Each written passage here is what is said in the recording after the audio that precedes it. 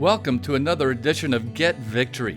I'm Ed Crenshaw, pastor of Victory Church, Philadelphia, and we're honored that you have joined us for this moment of encouragement. Hey everyone, Steve Garrett here. So I have a question for you. How do you encourage yourself in the Lord?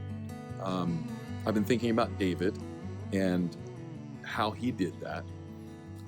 In 1 Samuel chapter 30, it says that David encouraged himself in the Lord. He was in a very desperate situation. His friends and family had been taken hostage. He was fearful for his own life as a result of the anger that everyone had towards him.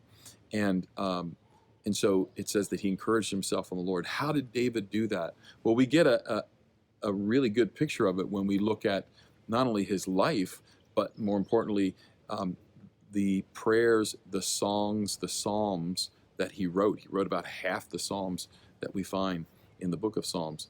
And so this is what he did. He turned his pain into prayer. He turned his sadness into songs. And so I want to encourage you today. What pain do you have? Turn it into a prayer. What sadness do you have? Turn that into a song.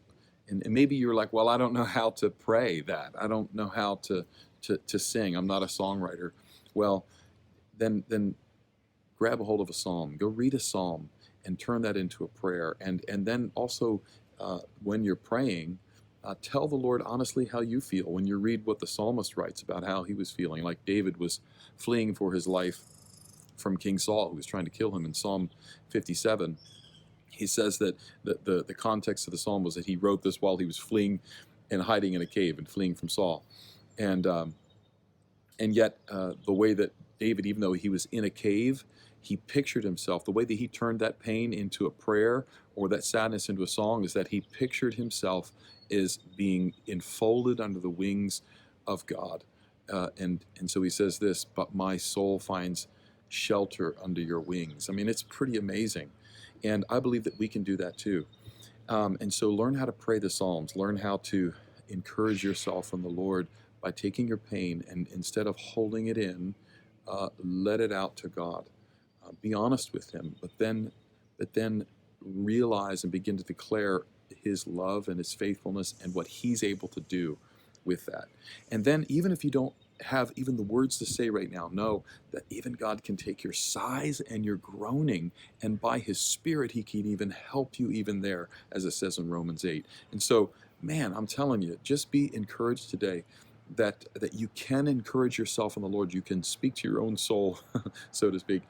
You don't have to live in that place. Give those things that you're feeling to God and watch Him move. Let me pray with you. Father, I pray that every single person that's watching this will be able to feel encouraged as they come to you.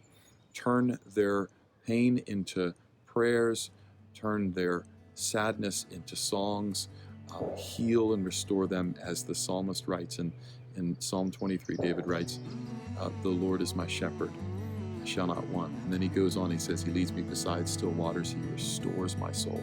Lord, do that today in Jesus' name. I trust this word has been a source of strength and comfort. During this trying time, our church is bringing you these words every day, Tuesday through Saturday.